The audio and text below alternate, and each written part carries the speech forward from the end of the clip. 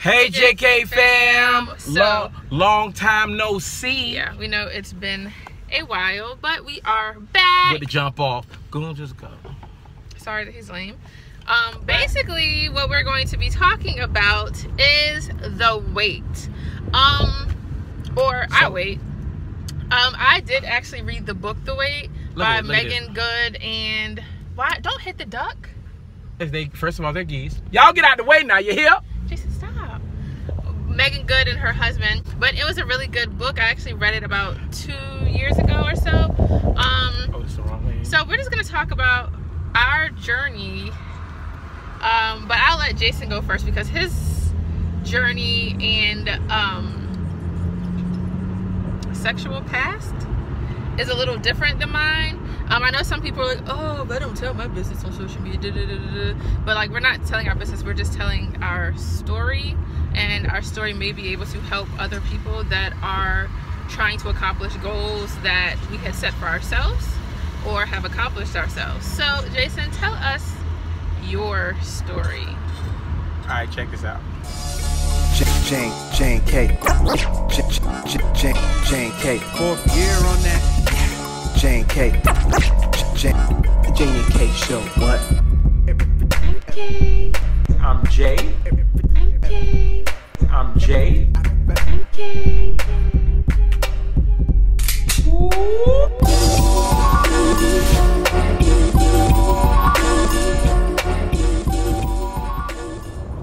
But so my journey when it comes to being abstinent was it was great. I was a motivational speaker. I talked about abstinence.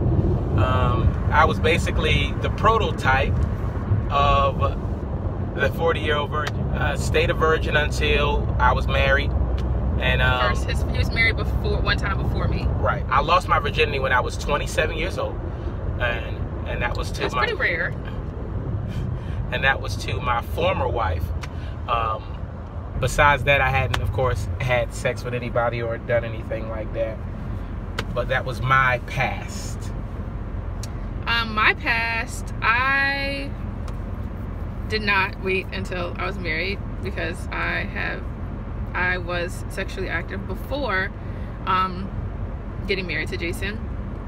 But for me, it was a little different because a little while before I met him, I knew that I wanted to make some like major changes in my life, and practicing abstinence. What I say, abstinence, or what I say? That was celibacy. Celibacy. Which one? Still the same thing. Okay. Well, I was practicing that. Oh, I wanted to. I was getting out of another relationship, and I was like, okay, I'm gonna do this. Like, I'm not trying to do that. It's not. I feel like it's not necessary. I had my own reasons, and I mean, there were various reasons why I didn't want to do that, or I didn't want that to be like the focus of our relationship. I didn't want to start, if I got another relationship, I didn't want my relationship to start out that way. I didn't want that to be in the way of me and my next relationship, of our spiritual connection. I don't know, it could just change the energy of your relationships with people. So I was just like, I'm gonna try to do this. And I have been active for, you know, a good amount of time, since I was in my late teens. So I decided to make that change, which was really different for me, but you know, whatever. I was out of a relationship and I was single, and I was like, I'm gonna do this. Then I met Jason, which I was a little afraid about that because it was different. I'm an adult and I'm deciding as an adult that I'm gonna start practicing abstinence. It's a little different. So I met Jason, we became friends, whatever, then we started dating. But when we started dating is when he was like, yeah, so you know, no, he sent me the link to something that him and his brother, like a social media page or something that him and his brother had. So I saw that him and his twin brother, like, it says something about, oh, these twins were virgins until they were married or whatever. And I was just like, what? So after I looked at it and I reached back at him, I was like, that's crazy. He was like, oh, you didn't know that? I was like, how would I know that? Like, I would have never thought that, imagined that, because that's rare. You don't find a grown man like that's like, no, not saying, but I'm saying, you don't find an adult man that is 27, like that loses his virginity at myself, that's rare. Like, that's rare. So he said that or whatever, and at this point he was 32 at this point, whatever. So I was like, okay. I was like, wow, that's cool, whatever. So I was like, so in your next relationship, are you planning on waiting till marriage again? And I wanted him to say yes, but then I was like nervous that he was gonna say yes, because I knew what my goal was, but I was doubting myself a little bit, like, can I do this, you know? So he said yeah, and I was like, okay, explain. So tell him about the muddy the waters, all that stuff. I still have the message that he sent me about this actually in my phone. It helped me, like, to myself to, you know, refrain. So she's a great person, and I noticed that we connected very strong. Like, it was a good connection, and I know that crazy connection. It was a crazy connection, but it was a good connection, like mentally, you know, it was just good, and our conversations was great, our vibes was great.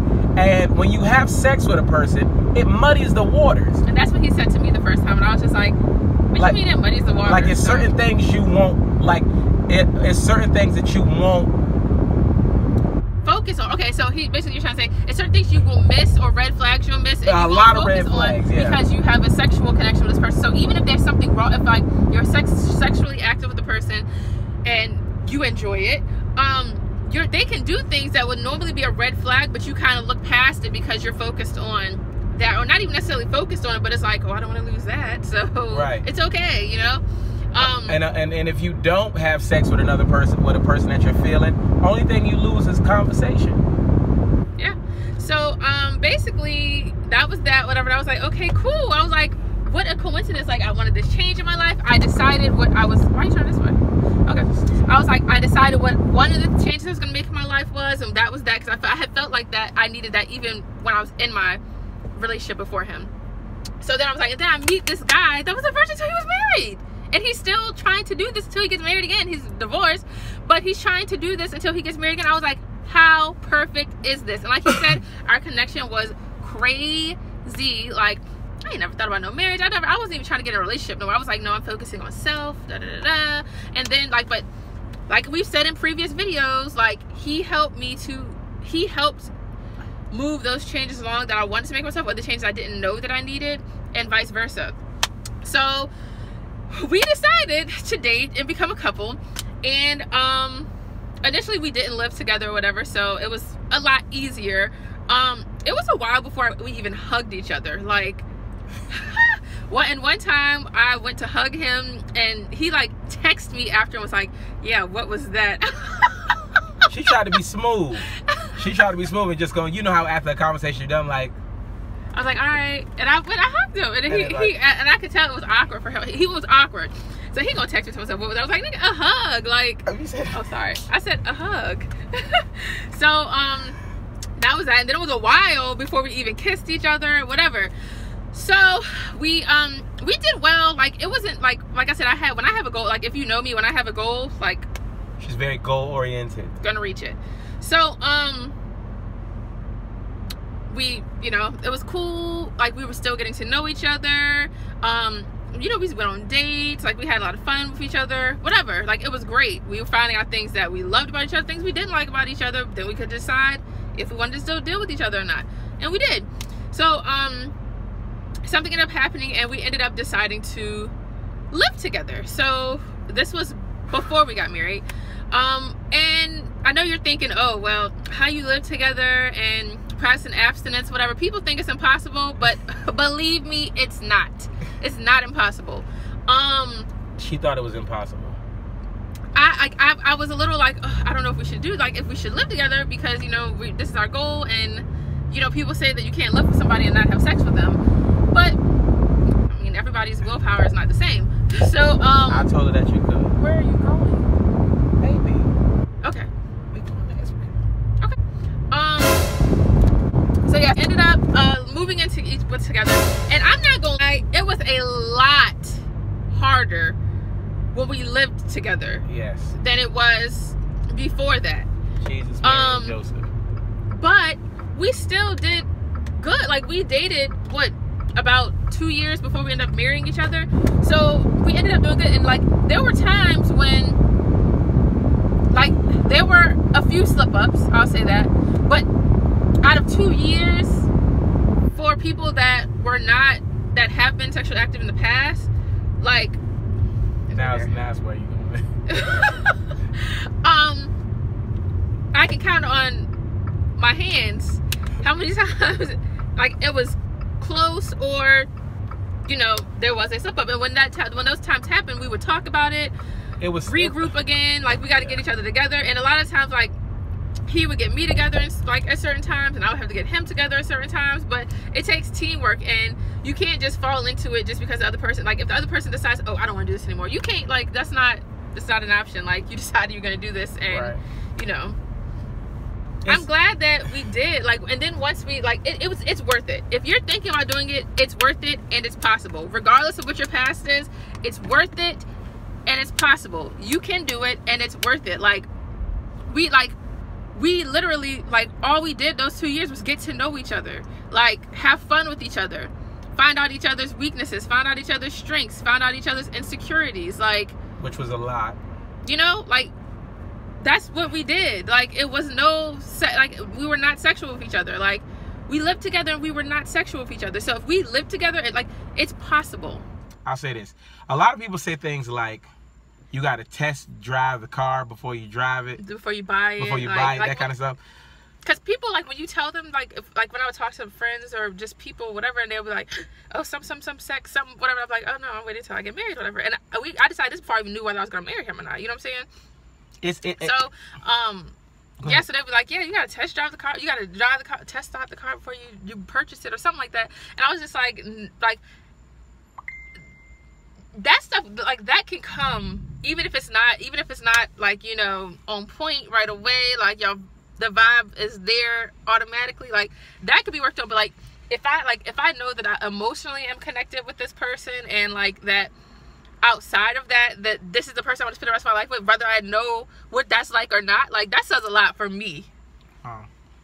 That's real. I feel slighted a little bit, because if you're a perfectionist like I am, I want to be the best at everything, and when you actually finally get a chance to get involved, it's like, okay, but now you have to learn in that area as well. And I believe that being a virgin and coming out of that and wanting to test drive the car before you buy it, it's a pro and con to that. The best part about it is, I believe, when you do the right steps, the paperwork before you buy the car, meaning you have conversations, your communication is, one of the greatest things. Because even if it's not slamming and bamming, it's not the best thing you had, or it's not what you thought it was going to be, you can talk that stuff out. Yeah, that's what, I mean, it's part of communication. Like, you work on your communication. Like, well, what am I like? This is what I don't like. This is what you need to do. This is what you don't need to do. Like, this is what I want you to do. This is what I don't want you to do. This is what you make me feel. Like, if you didn't build that ground, that foundation of communication in the beginning, when things don't go as planned, or it's not like you think or it's not like the way you want it, you're gonna walk away. Like, see, I knew I should have tested this. Or cheat. Yeah, I knew I should have tried this car before. No, but if you were talking and it was deeper than unmuddying the waters, then you get a chance to actually have a conversation. So I'm glad that was one of the best decisions I made in my life, because I don't know if we would have ended up how we did without waiting. Right. That's real. So you can do it. If you have any questions, if you want advice, if you want some motivation along the way, I got you. We got you. Facts. But yeah, as always, I'm Jay. I'm Kay. And we'll see you on the next episode of the Jay&Kay Show.